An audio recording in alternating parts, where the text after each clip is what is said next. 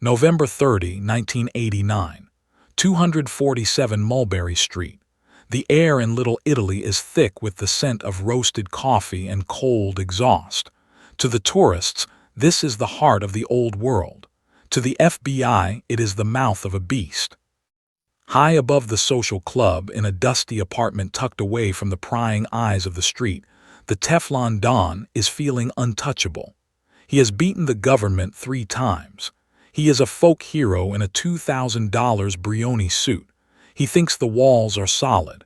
He thinks his secrets are buried in the floorboards. But as the reels of an invisible tape recorder spin in a darkened van 3 doors down, John Gotti leans back and exhales a cloud of expensive cigar smoke. He's about to break the first rule of the underworld. He's about to speak a name with contempt, a name that carries the weight of 100 bodies. In that moment, the empire didn't fall because of a RICO indictment. It fell because of an ego that couldn't share the spotlight. This is the story of the one name John Gotti should have never mentioned. Welcome back to the vault. Take a seat. Pull your chair closer to the light, because the file we're opening today is stained with the kind of pride that topples kingdoms. The public loves the Hollywood myth of the Dapper Don, the untouchable king of New York, but the archives tell a different story. They tell the story of a man who was so addicted to his own celebrity that he forgot the cardinal rule of the Cosa Nostra. The family comes before the man. Tonight, we step inside the Ravenite archives. We go past the flashy suits and the media circus to the secret recordings that the FBI called their silver bullet. We are looking for the exact moment the loyalty died. We are looking for the name that turned a brother into a rat. John Gotti wasn't born into royalty. He was a street-level thug from the Burgeon Fish and Seafood Club in Ozone Park. He was a hijacker, a heavy, a man who lived for the adrenaline of the heist. He was a student of the old ways, but he had the heart of a revolutionary. In the 1970s, the Gambino family was ruled by Carlo Gambino, the old man. Carlo was a ghost. He lived in a modest house, drove a modest car, and kept his mouth shut. He believed in the invisible power. But Gotti wanted to be seen. He wanted to be the son that everyone else revolved around. When Carlo died and passed the throne to his cousin, Paul Castellano, the rift began to grow. Castellano was a businessman. Gotti was a gangster. Castellano wanted white collars. Gotti wanted blood on the concrete. The archives show that by 1985, Gotti wasn't just a soldier anymore. He was a ticking time bomb. Every king has his origin story. Gotti's was written in the snow outside Sparks Steakhouse on 46th Street. Without the permission of the commission, Gotti ordered the hit on Paul Castellano. It was a move of pure, unadulterated balls. As Castellano stepped out of his car, the shooters, wearing identical trench coats and Russian hats, opened fire. Gotti sat in a car a block away, watching the transition of power through a windshield. In that moment, the Gambino family ceased to be a secret society. It became a theater. But Gotti didn't do it alone. He had a shadow, a man who was as deadly as he was quiet, a man who would become the most important name in the Gotti saga. Salvatore Sammy the Bull Gravano. If Gotti was the lightning, Sammy was the thunder. He was a money maker and a killer, the 2 most important traits in the underworld. Sammy ran the construction unions. He brought in millions of dollars in kickbacks. He was the muscle that ensured Gotti's orders were carried out without question. For years, they were the perfect team. Gotti handled the press. Sammy handled the bodies. They were made men who shared a secret. They had killed their way to the top together. In the world of the Mafia, that kind of bond is supposed to be unbreakable. It is the Omertà of blood. But as the millions poured in and Gotti's face appeared on the cover of Time magazine, the Dapper Don started to believe his own hype. He started to think that the bull was just a tool, and tools, as we know, are replaceable. The Ravenite Social Club was too loud, too many ears on the street. So Gotti moved his most sensitive meetings upstairs, apartment 10. It was owned by the widow of a Gambino associate. It was supposed to be the safe room. Gotti would sit there for hours with his consigliere, Frank Locascio. They would discuss the business of the 5 families. They would discuss who lived and who died. Gotti felt relaxed here.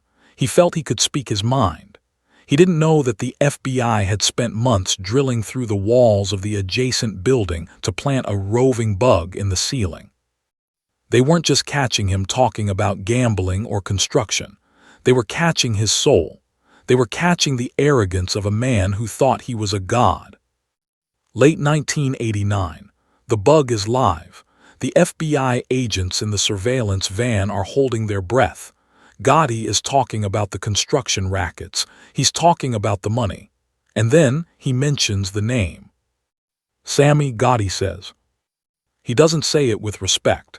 He says it with venom. He calls Sammy greedy. He blames Sammy for murders that Gotti himself had ordered. He claims that Sammy is out of control and that he, Gotti, is the only one keeping the family together. In the world of the Mafia, you never badmouth your underboss, especially not to others. It's a sign of weakness. But Gotti went further. He began to discuss how Sammy would be the one to take the weight if the feds ever brought a case. He was setting his most loyal soldier up to be the sacrificial lamb. The FBI didn't just have evidence of a crime, they had a wedge. They knew that if they could show Sammy Gravano those tapes, if they could let him hear Gotti's betrayal in his own voice, the bull would turn. They waited. They gathered hundreds of hours of tape. They watched Gotti walk into the club every day, wearing his $2,000 suits, waving to the crowds, completely unaware that his own words were building his prison cell. The archives show that the feds weren't just building a legal case, they were building a psychological trap. They knew that Sammy Gravano lived by a code of respect, and Gotti had just pissed all over it. December 11, 1990. The end begins. The FBI moves in and sweeps the Ravenite. They take Gotti, Sammy, and Locascio. In the beginning, Gotti is confident. He's the Teflon Don. He tells Sammy, "Don't worry, we've been here before. We keep our mouths shut, we walk." But then the feds play their card. They put Sammy in a room. They put the headphones on his ears, and they press play. Imagine being Sammy Gravano. You've killed for this man. You've lied for this man. You've built his empire with your own hands. And now you're listening to him call you a greedy dog. You're listening to him plan your downfall so he can keep his Brioni suits. The archives tell us that Sammy sat in that room for hours in total silence. The bull was realizing that his brother was just a snake in a fancy suit. In 1992, the unthinkable happened. The man who was the literal muscle of the Gambino family, the man who knew where every body was buried, took the witness stand. Sammy Gravano didn't flip because he wanted to go home. He flipped because Gotti had already betrayed him. He became the highest-ranking member of the Mafia to ever break Omertà. For days, he laid out the truth behind the Dapper Don myth. He told the jury about the murders, the bribes, and the ego. As Gotti sat at the defense table, his face turning a deep shade of red, he realized the truth. The Teflon was gone. The name he had mentioned in that apartment had come back to haunt him. The bull was charging, and there was nowhere left to hide. John Gotti was sentenced to life without parole. He was sent to Marion, Illinois, where he spent 23 hours a day in a cell the size of a bathroom. No cameras, no Brioni suits, no adoring crowds, just the 4 walls and the memory of what he had said. He died in 2002, a man who had traded an empire for a few minutes of bragging. The Gambino family was shattered. The commission was in ruins. The golden age of the Mafia was over, brought down not by a super agent, but by the mouth of its own leader. The archives are clear. If you want to stay on the throne, you have to remember who's holding up the chair. John Gotti forgot, and the bull never forgets. The vault is never truly empty. Every file we close is just a reminder that in the world of the shadows, Your greatest enemy is often the person you see in the mirror. John Gotti thought he was a legend. He ended as a cautionary tale. He mentioned a name, and that name became his cage, but the archives go deeper. Sometimes the law doesn't catch you with a wiretap or a rat. Sometimes they catch you because you have a craving for a very specific slice of home. Next week, we look at the most unlikely end to a 20-year manhunt. It wasn't the FBI's brilliance. It was a pizza delivery. Next file, the pizza delivery that ended a 20-year manhunt.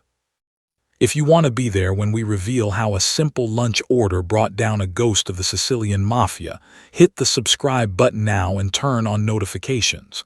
The archives are deep, and the secrets are many. Comment below, was Sammy Gravano a hero for talking, or is he the ultimate rat? I'll be in the comments to hear your take.